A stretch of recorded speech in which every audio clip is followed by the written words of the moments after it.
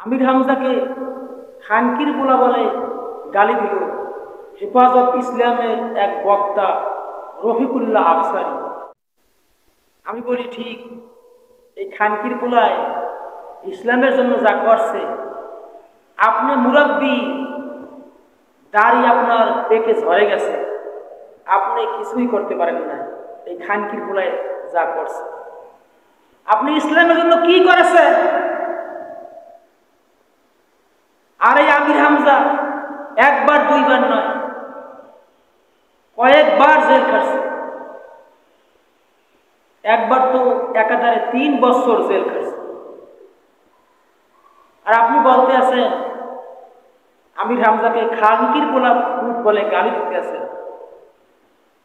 আপনারা তো পুলিশের কোনোদিন বেশকিও খান নাই, পুলিশের একটা রাগের কথা আজ পর্যন্ত শোনেন না। আপনারা হচ্ছে সুযোগবাদী হুজুর। আপনারা হচ্ছে যখন যে সুযোগটা দরকার সেই সুযোগটা আপনি গ্রহণ করেন। এই আমির হামজা ইসলামের জন্য কত কিছু করেছে, জেল খাটছে, জরিমানা দিয়েছে।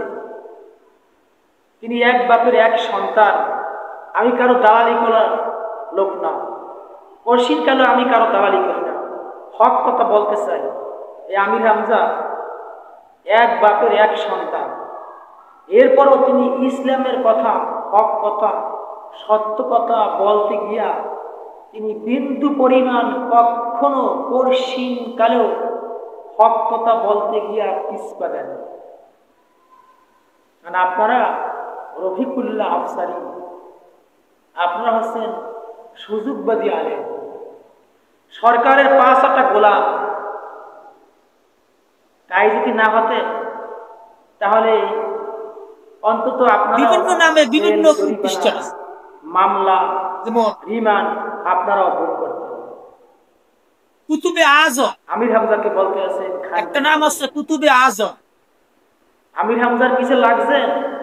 এরপরে কুতুবে রব্বানি, তো খালি কাফের ফতোয়া দেয়, মাহবুবে কাফের।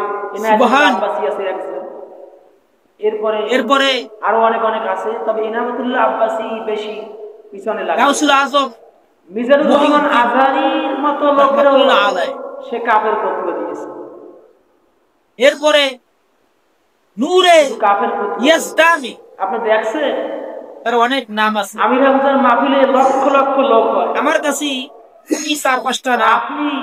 আপনি এত কাফের বানাইলে এরপরও এই নামে বিভিন্ন তার মাহফিলে লক্ষ লক্ষ লোক হয়, মাদ্রাসা, মক্তব, এরপরও মানুষ এর নামে পরিচয় দিয়েও আপনি মানুষ ফিরিয়ে রাখতে পারলেন না।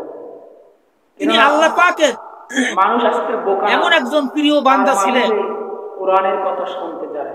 তার জীবনী ও কারামত নিয়ে কিছু কথা বলতে চাই, যেহেতু তার জীবনীতে অনেক শিক্ষা আছে, কান খারাপ করে শুনতে হবে। আমরা ছোট সময় শুনতাম যে গাউসুল আজম বড় পীর আব্দুল কাদের জিলানী রহমতুল্লাহ আলাইহির নাম শুনলে নাকি আরই গাছ কসম পড়ে যায়, এরকম একটা কথা আমরা শুনছি না? আসলে তাহলে তিনি একজন বুজুর্গ আল্লাহ পাকের প্রিয় বান্দা ছিলেন, খাস বান্দা ছিলেন। এত ইবাদত করতেন, ইবাদত করার কারণে আল্লাহ পাকের প্রিয় বন্ধু হয়ে গেছে। আমরা অনেকে বলি যে তার নাম নিলে আরই গাছ পশম ঘুরে যায়। আসলে এটা একটা নিজের বানানো কথা। তাহলে নবীজির চাইতে কি নবী